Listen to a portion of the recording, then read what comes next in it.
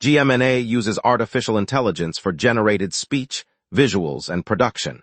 AI-generated content may contain errors. Please verify important information before making decisions or taking action.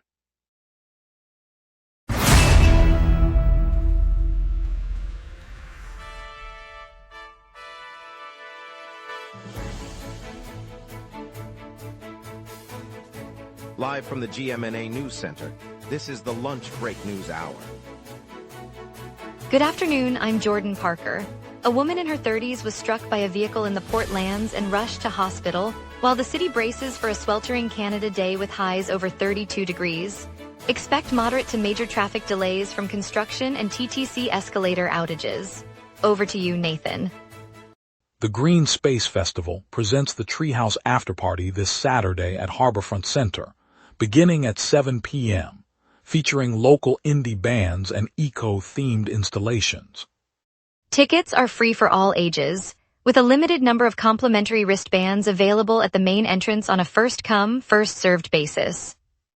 The afterparty includes a pop-up garden market showcasing sustainable products, a silent disco area, and a dedicated kids' craft corner throughout the evening. We've covered the Treehouse Afterparty details, and there's plenty more ahead. Let's get started with the rest of the show. Good morning, Toronto. A woman in her 30s was struck by a vehicle just after 6 a.m. this morning at the intersection of Carlaw Avenue and Commissioner Street in the Port Lands. Toronto Police Service arrived within minutes, closed the roadway, and began a preliminary investigation. Emergency crews transported the victim to a downtown trauma center, where doctors said she sustained life-threatening injuries and remains in intensive care. The driver, whose identity has not been released, was taken into custody at the scene pending further questioning. Police are reviewing dash cam footage and eyewitness accounts to determine the circumstances that led to the collision. Traffic on Carlaw Avenue was rerouted for several hours while investigators processed the area. The Port Lands, an industrial waterfront district undergoing redevelopment, saw limited traffic at the time, which may have facilitated the rapid response. No other pedestrians or vehicles were reported injured in the incident. Canada Day lands mid-week this year, and the city has already posted the holiday schedule. Core attractions such as the CN Tower, the Royal Ontario Museum, and the Art Gallery of Ontario will stay open, though visitors should expect shortened operating hours and limited staffing. The Toronto Islands Ferry Service and the Ontario Science Centre will be closed for the day, giving staff a chance to rest. All LCBO stores and most private beer and liquor retailers will be shut, while a handful of grocery chains and pharmacy locations will keep their doors open on a reduced timetable. TTC subway and streetcar service runs on a holiday timetable, with fewer trains on the Yonge University and Bloor-Danforth lines, and GO buses will run on a weekend-style schedule. The city's fireworks display at Ashbridges Bay is set for the evening, drawing crowds after the adjusted service day winds down. New York Mets shortstop Bo Bichette is set to return to his hometown this evening, as the Mets face the Toronto Blue Jays at the Rogers Centre. After a long stretch away from the city, Bichette will line up against the club that drafted him, offering Toronto fans a chance to see the young star back on the diamond. The game, scheduled for tonight, marks his first appearance in Toronto since his early career days with the Blue Jays. Both clubs are looking to gain ground in the mid-season stretch, and Bichette's presence adds a familiar face for the home crowd. Ticket holders can expect a lively atmosphere as the former Blue Jay takes his swings under the familiar lights of the downtown stadium. Bichette, who bats left-handed and throws right, is expected to provide solid defense at shortstop and add speed to the Mets lineup. Temperatures are set to soar this week, with weather agencies warning daily highs will not dip below 32 degrees Celsius and humidex readings will exceed 40 degrees. The heat wave begins today and runs through next Sunday, covering Canada Day on July 1st. Residents can expect sweltering humidity across the city, a stark contrast to Toronto's usual milder summer pattern. Authorities advise those outdoors to stay hydrated, seek shade, and limit strenuous activity during peak afternoon hours. The extended spell of high heat follows a stretch of milder days, raising concerns for vulnerable populations and increasing demand on the power grid. Toronto Public Health is opening cooling stations at community centers in the downtown core and Scarborough, while the Toronto Police Service will monitor heat-related incidents. The TTC urges riders to stay hydrated and use air-conditioned subway cars where available. Energy providers have warned of peak load alerts as demand climbs. Ontario will shift several long-standing auto insurance benefits from mandatory to optional beginning in July. The province's regulator says drivers will still be required to carry basic coverage, but add-on protections such as roadside assistance, rental car reimbursement, and certain accident benefit extensions could be chosen at the policy holder's discretion. Insurance experts warn that the change may lead to a patchwork of coverage levels, prompting customers to review their contracts closely. Consumer groups argue the move could lower premiums for some, while others risk losing protections they assumed were guaranteed. The regulator plans a public information campaign and will require insurers to clearly label optional add-ons on renewal notices. Ontario's shift reflects a broader trend of giving motorists more control over what they pay for, though officials stress the core liability coverage will remain unchanged. Later, we'll catch the Prime Minister and the Mayor leading the Pride Parade, a vibrant celebration across the city. We will be right back. Watch the local sunset tonight at 6 p.m. for all your local Montreal news. Welcome back, everyone. Let's jump straight into what matters today, and now over to Nathan for the local stories you need to hear. Prime Minister and Mayor led yesterday's Toronto Pride Parade as it wound through downtown streets, a bright splash of color that coincided with the city's buzz around the upcoming 2026 FIFA World Cup. Crowds gathered along Queen and King, waving flags, while local cafes and shops reported a surge in foot traffic, giving businesses a welcome lift. Organizers said the joint appearance underscored the city's commitment to inclusion and international sport, linking two major celebrations in a single day. Police reported smooth traffic flow thanks to coordinated detours, and public transit ran on adjusted schedules to accommodate riders. Residents who paused for the march noted the energy spilling into nearby parks, where fans already displayed World Cup memorabilia. The event highlighted downtown's role as a cultural hub, reminding Torontonians that the summer's big moments often intersect. The 30th Pride and Remembrance Run moved through downtown Saturday, bringing runners and the 2S LGBTQ+ community together for tribute and celebration. Participants wore rainbow colors and memorial ribbons, pacing a course that passed familiar downtown landmarks. Organizers said the event blends Pride energy with a solemn walk to honor loved ones who have passed. Families cheered from the sidewalks as local businesses opened early to support the gathering. Volunteer marshals lined the streets, handing out water and guiding participants to keep the pace safe. The finish line near the waterfront drew a crowd of onlookers, many holding photos and candles in quiet homage. City officials highlighted the run as a reminder of the city's ongoing commitment to inclusion, noting that the tradition began 3 decades ago and continues to grow each year. Toronto police have reported intercepting at least 20 unauthorized drones since early June as part of the heightened security effort around the FIFA World Cup.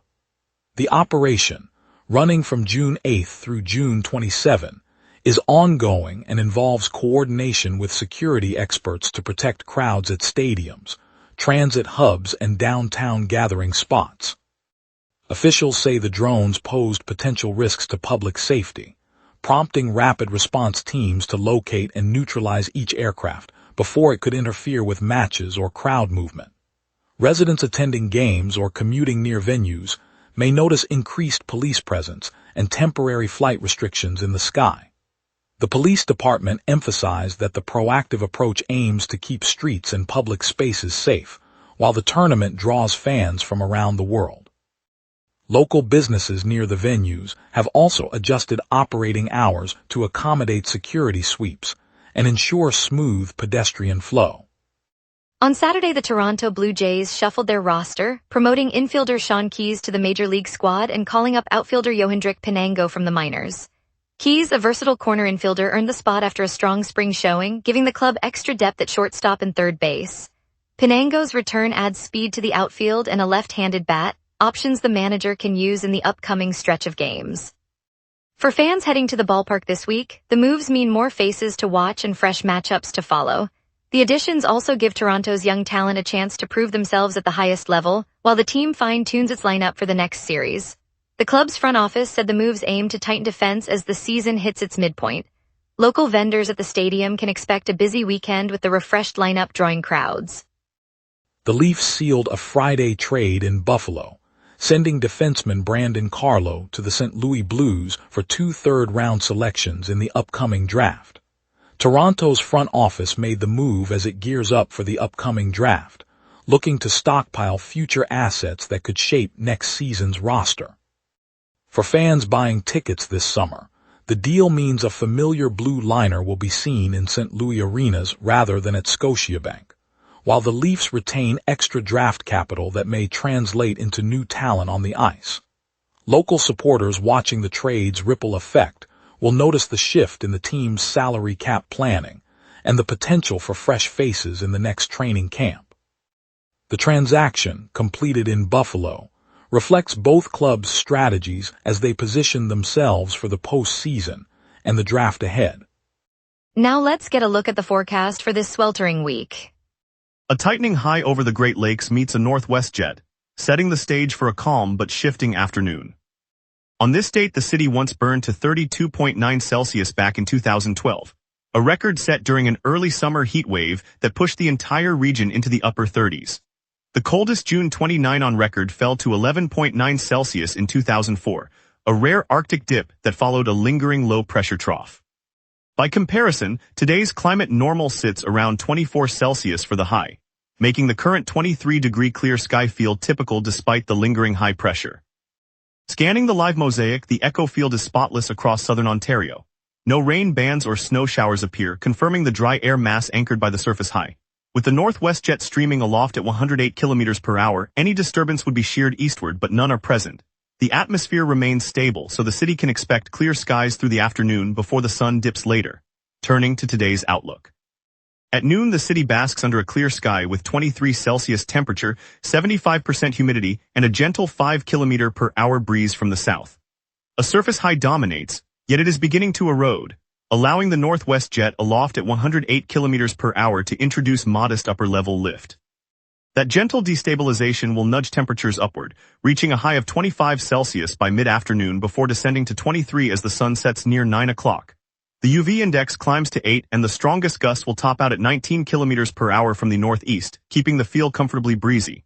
No weather alerts are in effect. With the day shaping up, let's glance at the 5-day trend.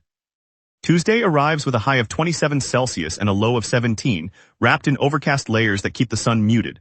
Wednesday ignites a sharp warm-up, pushing the high to 35 and the low to 24 under mostly clear skies as the jet stream rides further north.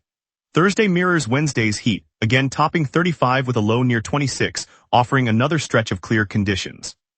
Friday introduces a change, a high of 31 and a low of 23 accompanied by light rain and a 30% chance, as a weak trough nudges the jet southward.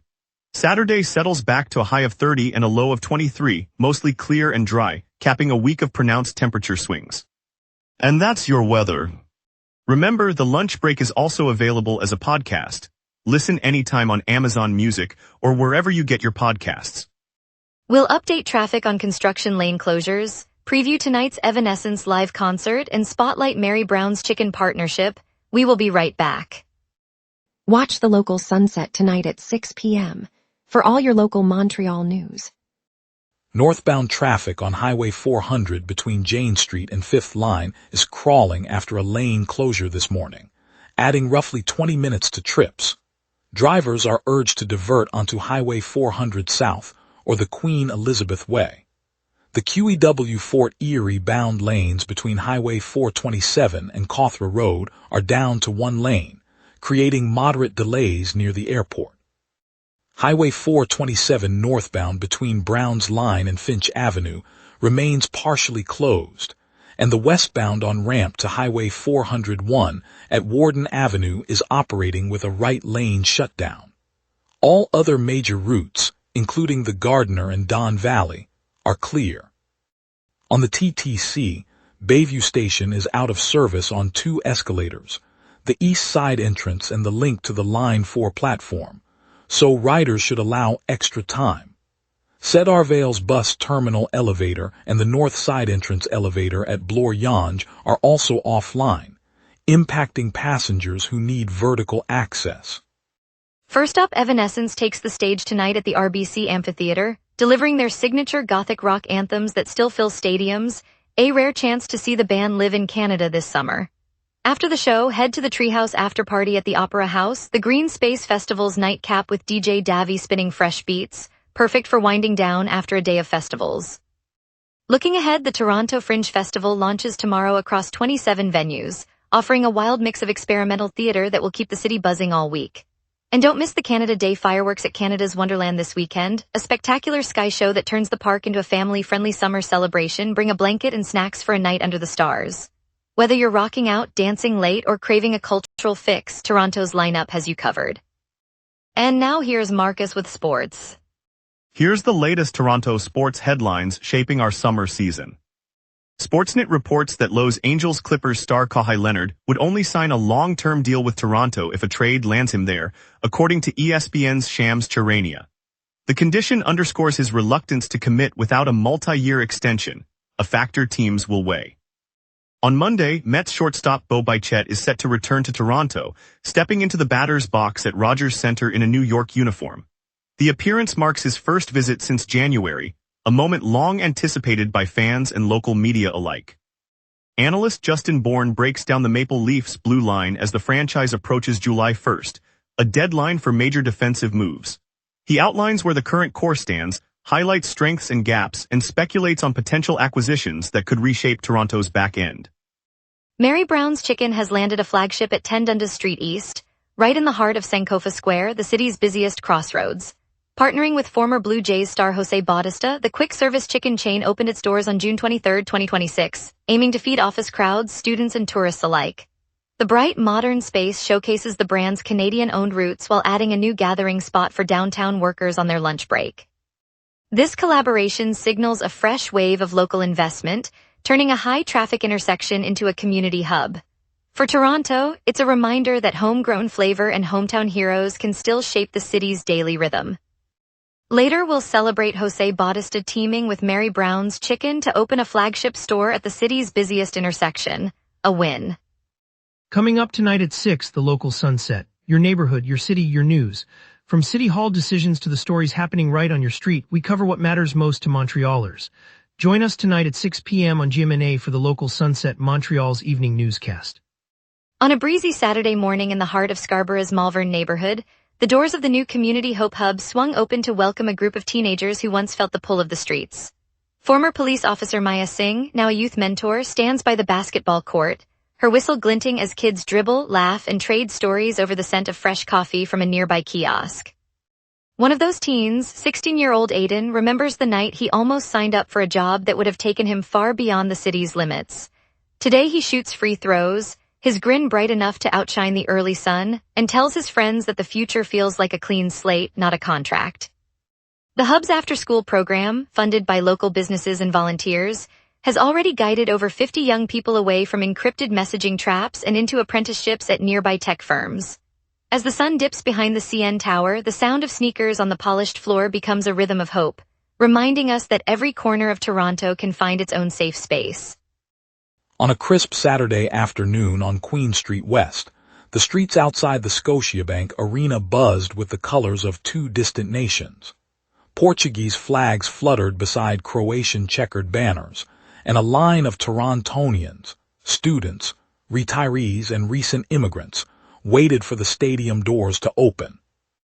The excitement stemmed from a recent scoreless draw between Portugal and Colombia that left the Portuguese squad hungry for a decisive moment, and the knockout match against Croatia promised exactly that. Inside a nearby cafe, a group of Portuguese-born baristas poured espresso into tiny cups while sharing stories of past World Cup nights in Lisbon, their laughter mixing with the aroma of fresh croissants. Across the room, a Croatian family unfolded a hand-stitched tablecloth, preparing traditional struckli to share with anyone who'd sit down. When the final whistle blew and the first goal was scored, strangers rose together, clapping and chanting in a chorus that echoed beyond the arena, reminding everyone that sport can turn a city into one big living room. It's a reminder that in Toronto, the love of the game brings us all a little closer. Thanks for joining us, Toronto. From today's sweltering heat warning to the excitement of Bo Bichette's return, we've covered a lot.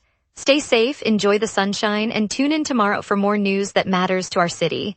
I'm Jordan Parker. See you again tonight.